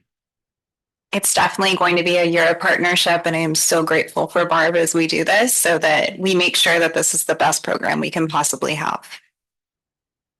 We have heard nothing but that, so thank you both for those efforts. So with that, could I get a motion on approving resolution 1168? I will go ahead and so move. Could I get a second? Second. Okay. Motion made by myself and seconded by trustee Otmar. Student trustee vote? Yay. Yay. To the rest of the board, all in favor, please say yay. Yay. Yeah.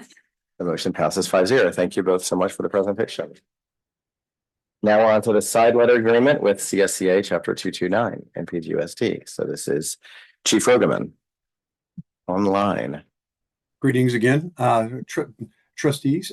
This item is related to the previous one in that when we made the move of the state preschool to Forest Grove from the adult school, we needed to do an adjustment of hours so that it could match the Forest Grove schedule. And so what we have here is a negotiated side letter agreement with our CSEA Chapter 229 that is going to increase from 4.5 to 5.5 hours the shift for the paraprofessional that works in the state preschool class. And then we have a reduction from 6 hours to 5.5 hours for the instructional assistant that is also working in that program. You see the financial impact at the bottom of the cover page. And what we're asking for is for the board to approve this side letter agreement with CSEA to make these adjustments so that the shifts match the schedule at Forest Grove. Is there anyone from the public that would like to comment on this item, side letter agreement? Being none, I look back to the board. Also, no one grabbing for the mics. And so with that, I will go ahead and make a motion to approve. Sounds like a very worthwhile effort. The side letter agreement, could I get a second? A second. Motion made by myself, seconded by trustee Wax. Student trustee vote. Yay. Yay. All in favor from the rest of the board, please say yay. Yay. Any opposed? Not, it passes 5-0. And we're now on to item M, the proposed board meeting calendar. Dr. Adamson back. Yes, absolutely. Well, you have before you all of our dates proposed for the rest of this year, and then also we have dates for August through December of 2026.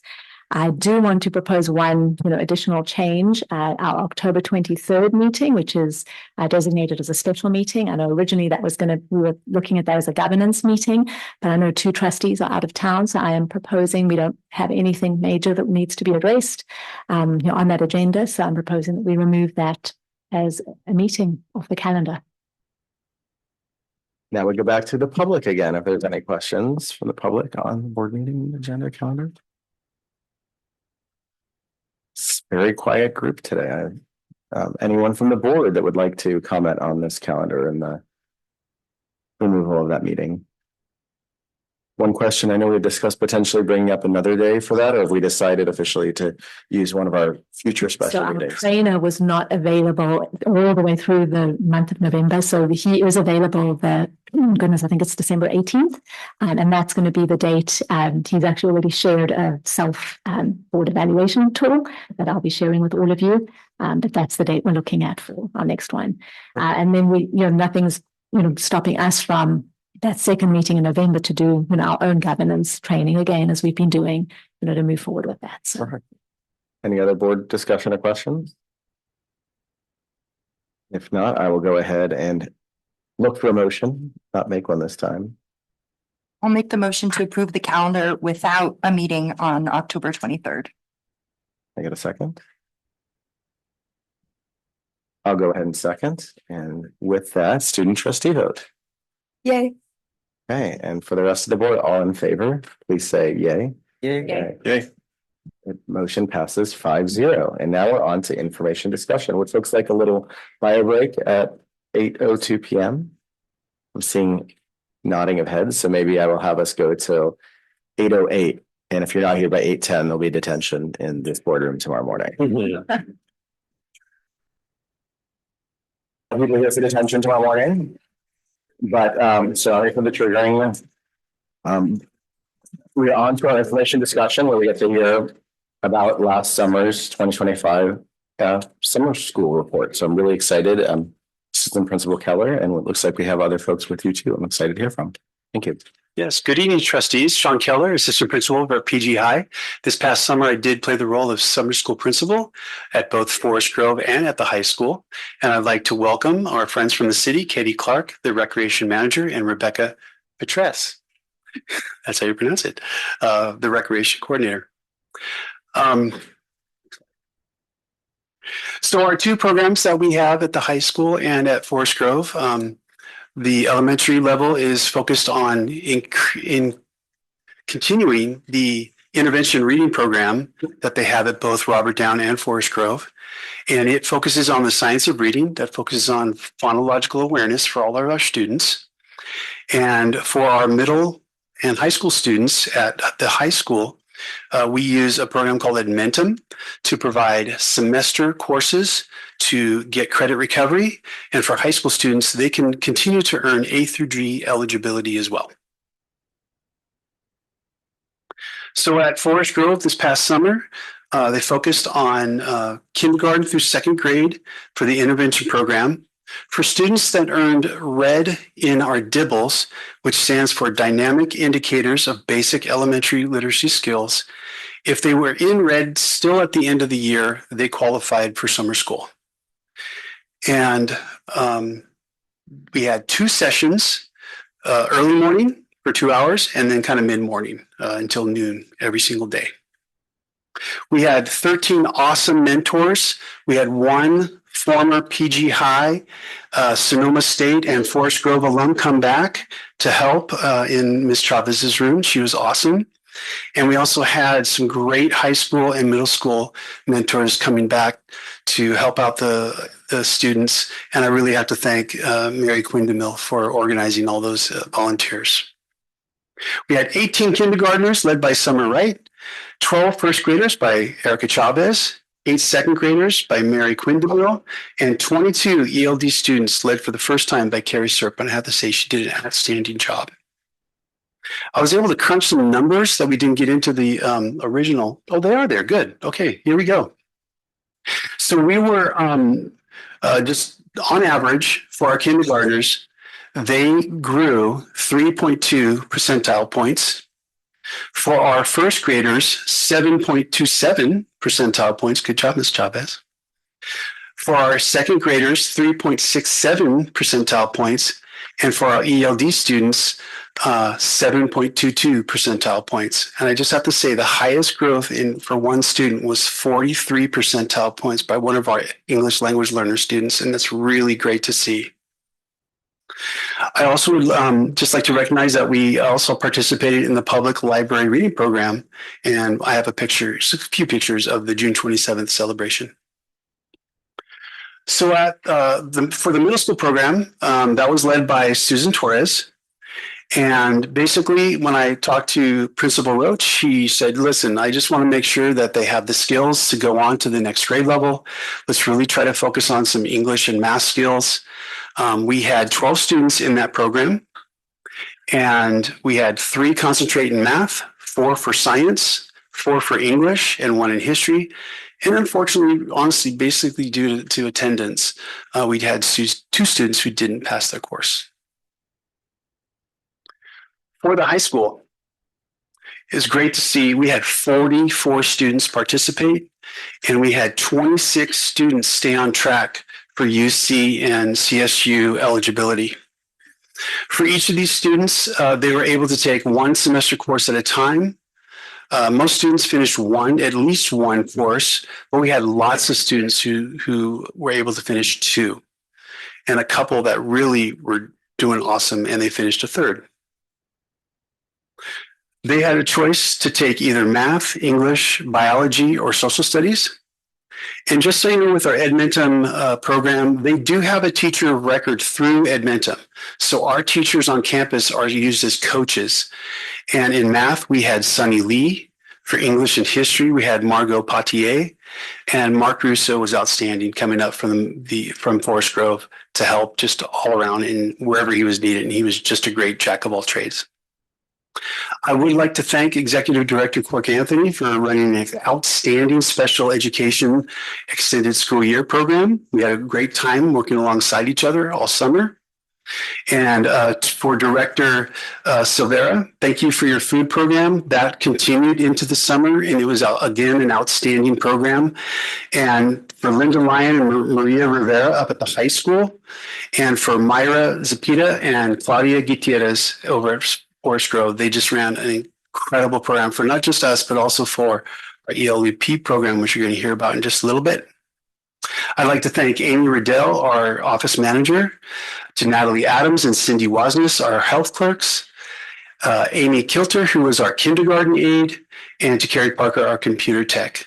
They were awesome support throughout the entire summer.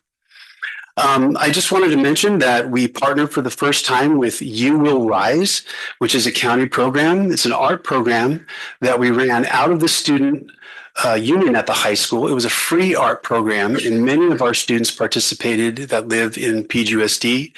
I will say that the biggest project they worked on were feathers for Paul Richmond's Monterey Pride Parade Phoenix. That was at the end of the parade. If you happen to make that, it was just outstanding. And a lot of our students and families helped with that project. We also hosted Camp Ohana for the first week of summer school. They were meeting with middle schoolers, and they did some outstanding fun days. They went to the Ostrich Playground Escape Room. They played soccer with the Monterey Bay Union Club over at Cardinale Stadium. They did a hike at Palo Corona Regional Park. They surfed with the Wahine Project, and they worked with horses at the Equine Healing Collaborative. I also would like to thank, again, our ELOP partners from the city of PG, and Mary Wyatt from the city. She's the youth reading coordinator, and she was awesome for our very last day, keeping up that tradition of coming and giving kids free books. And also, I'd like to thank Abby Arbrun for really helping me during a really tough time in my life over the summer. Thank you. So the next picture is from our program, and Color Our World was the PG City Reading Program, and that is Mary Wyatt reading our last day in the Forest Grove Library. And these are just some of the pictures of our celebration and our kids writing thank you notes to the food program. Thank you very much.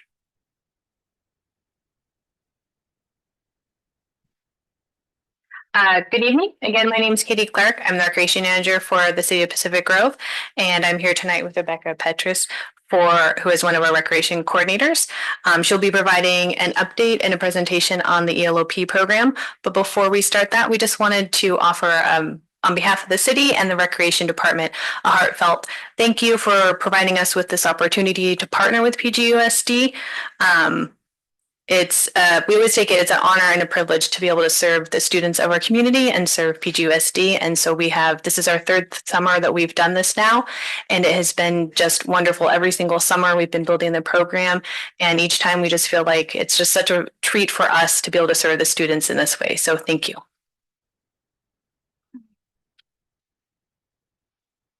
Thank you. As Katie did mention, this is the third summer that we have partnered together and collaborated for the summer adventure camp with PGUSD. So it's the first year that we've been at Forest Grove. This previous year we were at Robert Down, and there are a lot of firsts, but we had a total of 20 students that participated in the program that Sean was just speaking about with the summer school program. So we'd like to underscore the importance, of co-locating the summer school program and the ELOP programs in the same space. That has helped considerably with our registration numbers and participation. For summer 2025, we were able to utilize district bus transportation to go on field trips because we were a bit further away from places versus being at Robert Down the previous summer. And we participated in the summer reading program. We also got to go to the library performances down at Jewel Park throughout the summer. And we did add a family component with a lip sync performance that the children participated in and had an amazing time doing. So enrollment information, we had the capacity to serve 75 children this summer, and we could have served additional students if we had the enrollment and needed to accommodate them.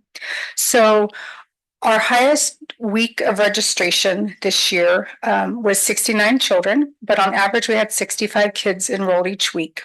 This equated to 456 registrations throughout the 7 weeks of our program, and there were 73 unique children enrolled this summer, which oddly enough, there were exactly 73 children that were in our program last year too. But registration trended higher this year, indicating that there is still growth that is occurring within this program as children are participating more weeks of camp versus previous summers. So looking at actual, maybe not. Looking at actual attendance, we recognize that families have differing needs. And so while some of our kids attend daily, some of them attend based upon other parameters in their lives. So 86% of campers enrolled attended each week, which is the equivalent of 56 campers each week. And of those campers, considering their differing needs, on average, we had 43 kids on site each day. So they were enrolled but did not necessarily attend each day. So as staff, we had the flexibility to scale our activities up or down based on how many children attended each day. And each week of camp had a theme. And in the following slides, I have a lot of pictures, pictures to share 1,000 words. And we actually do share pictures with the kids at the end of the summer. Katie will pass out what we do provide our children the last day of camp so that they can get autographs from their friends, which is something they really enjoyed doing. So each day we had different activity stations. We had arts and crafts. We had outdoor games and play. This past summer, we had access to the before and after school program space, and we had Lego building in there, and it became the Lego room. Despite the fact that there were games and other activities in there, it was the Lego room. We also had a reading each day to participate in the summer reading program. On a weekly basis, Miss Mary would come and read to us since we were further away from the library. And then each week we would go to the library for the performances at the library. We did go to Lovers Point Pool for swimming the last 3 weeks of the program. And the reason for that is that we have taken it out from going the weeks of summer school so as to not interrupt that schedule. And then we participated in the pet parade as well as doing the lip sync show and dinner for families. So throughout the next slides, we have pictures of kids doing lots of fun things, from mummy wrapping their counselors to building things. We kept them engaged all summer. So arts and crafts, we had a variety of different activities that were themed around the themes for each of the weeks. So they're kind of they have a variety of different mediums that they used so that it never got boring. Outdoor games and play, they loved going to the track next door and running and getting that energy out. We introduced new games such as Octopus Tag, which is in the bottom right there, and just kept it new. And the kids would specifically start asking for new activities, which is a lot of fun. The Lego room, they were very creative and built a lot of really cool things, including Lego bridges. And I don't recall the name of the banana, but it was Bananakin Skywalker. So they really enjoyed the Lego. STEAM and robotics at 831 did come and do programs for us for 2 weeks. Sandra and their team brought instructors in and they built catapults, they built robots, they built marble mazes and did a whole host of different activities that they had an amazing time doing. Ms. Mary, as I said, would come in and read. She'd lug around like 80 books to drop off and check out to us each week. And we would have reading each day and the kids were always excited to find a new book to read. And the performances, everything from the Bubble Man to the Happy Birds and a ventriloquist, a magician, and a person that does tiny polka and the Beetle Lady. So there was something fun each week that they looked forward to. And then Lovers Point Pool was always a highlight. And many of the children just exploring that water and exploring how their body moved in it. It was a really enlightening experience for a lot of them, which was great to see. And then our lip sync performance.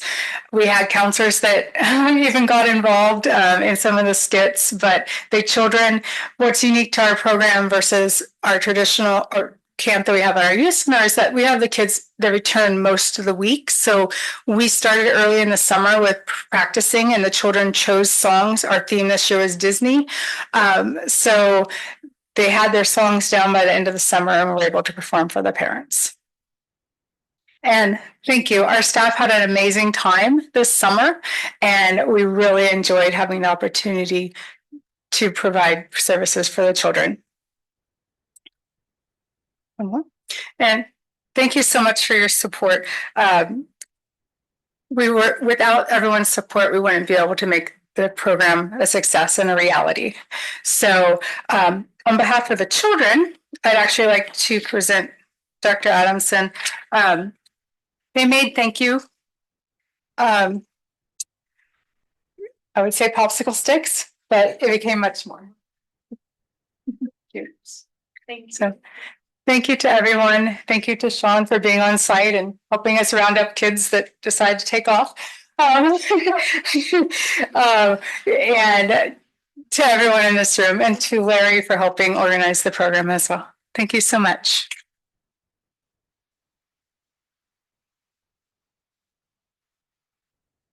Such a cool presentation. We now open up for public comment. And then back to the board. I will do a quick start and just say again, I'm so happy to see these partnerships between the city and the school district because we can do so much more together than we do alone. So again, it's really exciting to see these opportunities post-COVID continuing to expand for our kids here. And I know the PG Recreation Department is a huge reason for that in addition to our district. So thank you all. Yes, I second that. It's really cool that this is starting back up and you're all so full of ideas and that the program is growing. Out of curiosity, do you know the number of repeats of the unique children? I don't know the number off the top of my head, but I do have the data and could pull that information for you, but we have a lot of children that do repeat and are excited about coming back each year. Congrats. Oh, sorry, I did have one more question. In terms of the reading program, so I think there was a metric at the beginning about how many kids were in the Red Devils. At the end of the program, do we know how many kids were in the Red Devils? Or we have a teacher right here to talk about that. I think it's important to note that growth is growth and red is a really big bandwidth. So while at one point, if you're closer to kind of the bubble, 7 points would get you from red to yellow. But if you're starting kind of at the farther end of red, 7 points is still great. So I don't know off the top of my head how many go out of red, but an average of 7 is good growth for a month. I second that. Yeah, thanks. And congrats to you. Thank you for all of your hard work over the summer because that makes summer fun, and For a lot of kids, I'm sure it was the highlight of, if you can't go on vacation somewhere, it's so important. And it really represents PG in a lot of ways. So after almost losing our recreation department, so good to see you guys really pulling through. And Sean, thank you for all the work you did for the summer. Thank you. Great. Thank you guys so much. And we have one more comment. I think this is amazing. Oh, this is going to be proudly hung in either my office or in one of the hallway here for everyone to see how beautiful. And you said something really powerful that, picture says 1,000 words. And, when you see the smiles of the students and in this little brochure and, on the slides, just, to all three of you, thank you for just providing that safe space for our students during the summer and that ability for them to grow, right, exponentially. Amazing job. Thank you so much. So I don't think there's any direction to give other than keep doing what you guys are doing. And we look forward to hearing about summer school this upcoming summer. We're on to item B now, the annual review of legal fees. And I think we have you, Dr. Adamson, presenting on this. Well, yes, absolutely. So every time at this year, we do bring forward to you a review of the previous year's legal fees.